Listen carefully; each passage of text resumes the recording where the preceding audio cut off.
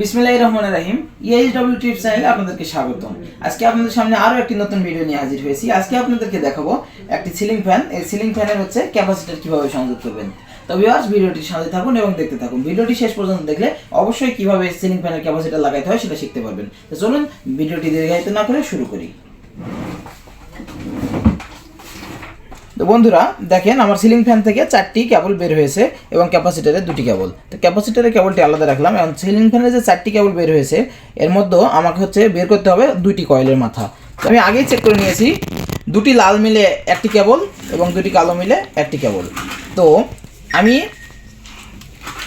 2 coil থেকে একটি লাল এবং একটি কালো দুটো আমি এই যে কমন করে নিয়েছি।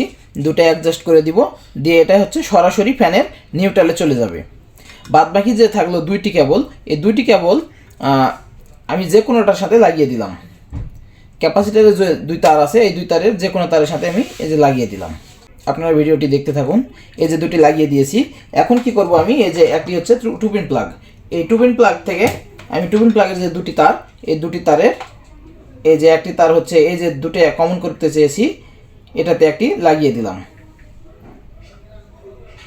এবং বাদবাকি যে একটি তার আছে এটা যে রানিং প্রান্ত আছে এই দুটোর মধ্যে, আপনারা ক্লিপ অন মিটার দিয়ে চেক করলে পাবেন, অথবা সিরিজ লাইন দিয়ে চেক করলে যেটা রানিং প্রান্ত। তো আমি রানিং প্রান্তটা অবশ্যই বাইর সাইডে থাকে এবং ভিতর সাইডে স্টার্টিং প্রান্ত থাকে। তো আমি বাইর সাইডের জন্য লাল কালার কেবলটি নিয়ে নিয়েছিলাম।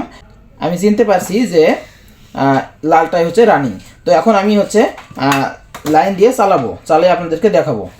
তো বন্ধুরা দেখেন, আমি সিরিজ লাইনে দিয়ে ফ্যানটি চালিয়ে দেখবো যে আসলে ফ্যানটি ঘুরে কিনা। ওভাবে কানেকশন করে নিয়েছি যে এটা আমার সিরিজ লাইন, এই যে সিরিজ লাইনের বাল্ব আছে এখানে। তো এই যে আমি লাইনটি দিয়ে নিলাম, দিয়ে নেওয়ার পরে এই যে আমি সুইচটি দিলাম। এই দেখেন ফ্যানটি ঘুরতেছে, মানে আমার লাইন সব কানেকশন ঠিক আছে। তো বন্ধুরা, ভিডিওটি যদি ভালো লেগে থাকে অবশ্যই আমার ইউটিউব চ্যানেলটিকে সাবস্ক্রাইব করে সাথে থাকবেন। ধন্যবাদ সকলকে। আসসালামু আলাইকুম।